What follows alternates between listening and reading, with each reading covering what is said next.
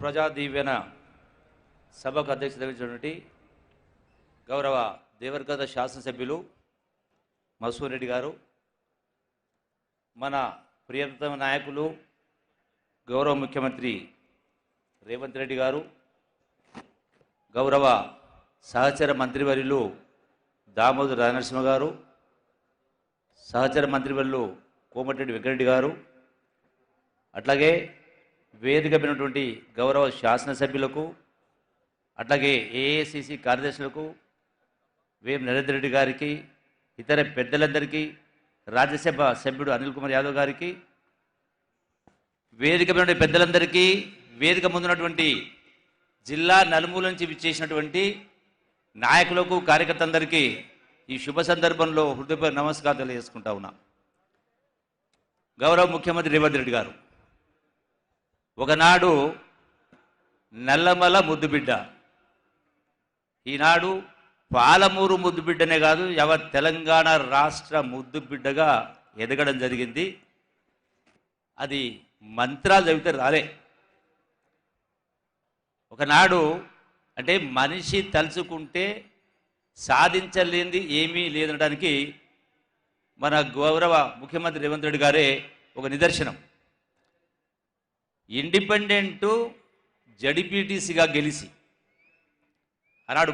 ఆనాడు కల్వకుర్తి నియోజకవర్గం నుంచి ఇండిపెండెంట్ ఎమ్మెల్సీగా గెలిచి, కొడంగల్ శాసనసభ్యునిగా 2 పర్యాలు గెలిచి, ఒక పర్యాయం ఓడిన తర్వాత కూడా పట్టువదలని విక్రమార్కునిలాగా పార్లమెంటు సభ్యునిగా గెలిచి పిసిసి అధ్యక్షుడై ఈనాడు మన అందరి ముందుల గౌరవ ముఖ్యమంత్రి గారు ఇక్కడ ఆశీలు కావడం జరిగింది. అంటే పట్టుదల, ఒక తపన, ఒక పోరాటం, ఒక లక్ష్యం సాధించాలనుకుంటే ఒక పట్టుదల ఉంది కాబట్టి ఈనాడు ఇవన్నీ కూడా సాధించి రాష్ట్ర ముఖ్యమంత్రిగా నిలబడి 54 కోట్ల ప్రజల కష్టాలు నెరవేర్చాలి, బాధలు తీర్చాలి, వందలాది మంది బిడ్డల ప్రాణత్యాగాల తర్వాత తెచ్చుకున్నటువంటి తెలంగాణ రాష్ట్రం పచ్చగా ఉండాలి, ప్రజాస్వామ్యం పరిడవిల్లాలని ఒక తపనతో పనిచేస్తూ ఈనాడు కేవలం ఇంకా 3 మాసాలు కాలే.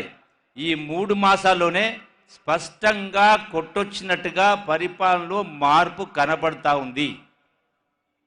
3 మాసాలు కాకముందుకే చెప్పిన ప్రతి మాట కూడా కట్టుబడుతూ ఈనాడు 6 గ్యారెంటీలు ఇప్పటికీ కొన్ని మొదలు పెట్టడం కూడా జరిగింది. మనందరం కళ్ళారా చూస్తూ ఉన్నాం. మరి ఈ రోజున రేవంత్ రెడ్డి గారు పాలమూరు జిల్లాకు సంబంధించి ఒకనాడు ఆకలి జిల్లా, వలస జిల్లా, ఆత్మహత్య జిల్లా, పూర్తి విశ్వాసం ఉంది ఈ రాష్ట్ర ప్రధానికని, పాలమూరు జిల్లా ప్రధానికి. రాష్ట్రంలో కాదు దేశంలోనే కూడా ఏ జిల్లా ఎదగని స్థాయికి అన్ని రంగాల్లో కూడా పాలమూరు జిల్లాకు ప్రత్యేక ప్రాధాన్యత, ఎందుకంటే కన్నబిడ్డ కాబట్టి 100% మన కష్టాలు తీరబోతూ ఉన్నాయి. ఇప్పటికే వంశీచంద్ర గారు చెప్పడం జరిగింది, 3 మాసాల లోపలనే ఇలా అత్యంత వెనుకబడ్డ ప్రాంతం పాలమూరు జిల్లాలో కూడా అత్యంత వెనుకబడ్డ ప్రాంతం కొడంగల్, నారాయణపేట, మక్తల్ నియోజకవర్గాలు. మరి ఇప్పటికే సాగునీటికి సంబంధించి, విద్యకు సంబంధించి మనం ఇప్పటికే శంకుస్థాపన చేసుకోవడం జరిగింది, మంజూరు ఇవ్వడం జరిగింది. అట్లాగే ఈ రోజున గొప్పగా చెప్పినటువంటి కేసీఆర్ ఎన్నో మాటలు చెప్పిండు, అంటే ఒక భ్రమలు కల్పించిండు. రాష్ట్ర ఖజానా నుంచి వేల కోట్ల రూపాయలు ఖర్చు పెట్టి టీవీల ద్వారా, పత్రికల ద్వారా ప్రకటనలు ఇచ్చి ఉన్నది లేనట్టుగా కనికట్టు చూపించి గొప్పగా పరిపాలన చెప్పని చెప్పడం జరిగింది.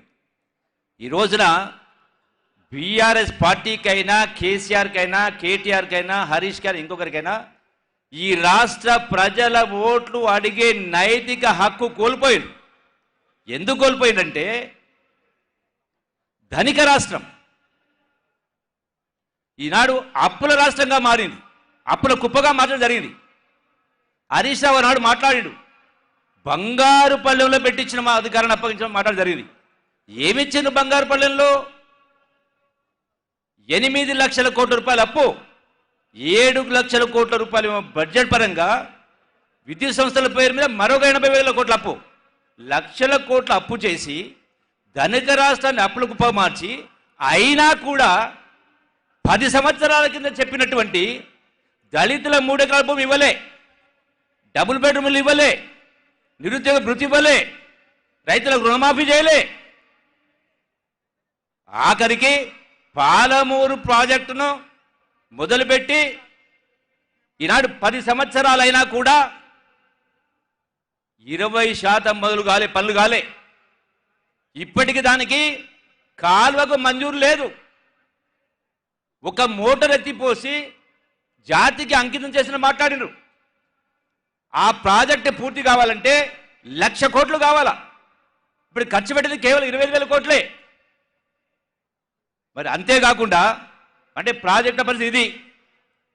ఉద్యోగాల కోసం మాట్లాడితే అదే పేద బిడ్డలు లక్షల అప్పులు చేసి ఆస్తులమ్మి కన్న తల్లుల పుస్తలమ్మి ఉద్యోగాల కోసం ప్రకటనలు ఇస్తే పేపర్ లీక్ అయి అసమర్థత వల్ల వాళ్ళ జీవితాల్లో అంటే మన్నుపోయడం జరిగింది.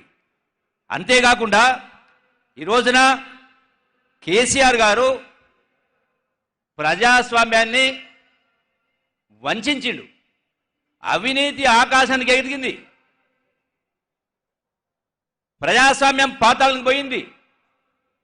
మేము కూడా ఆ ప్రభుత్వంలో మంత్రిగా పనిచేసినాం. ఏనాడు కూడా కనీస గౌరవం లేవు. ప్రగతి భవన్ పోతే ఆనాడు ప్రగతి భవన్ నిజంగా బానిస భవన్. నాకు ఒక 5 నిమిషాలు టైం ఎక్కువ కావాలి.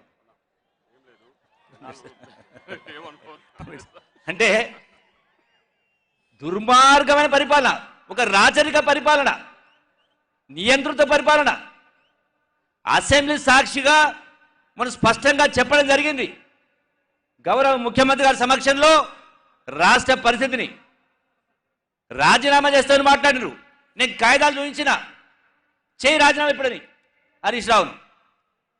అంటే మేకవన్న పులుల్లాగా చెప్పేది ఒకటి చేసింది ఒకటి.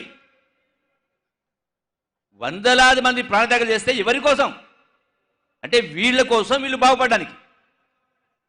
ఎక్కడ కూడా విద్యా వ్యవస్థను భ్రష్టు పట్టించారు. ముఖ్యమంత్రి గారు వినాలి ఒక విషయం. అంటే జరిగిన సంఘటన చెప్తా ఉన్నా. అంటే ఎంత దుర్మార్గంగా అంటే మొట్టమొదటి కలెక్టర్ కాన్ఫరెన్స్లో నేను ఆనాడు పరిశ్రమ శాఖ మంత్రిగా ఉన్నా. అప్పుడే కేసీఆర్ గారు గురుకుల పాఠశాలలు కేజీటీపీ అని మాట్లాడింది.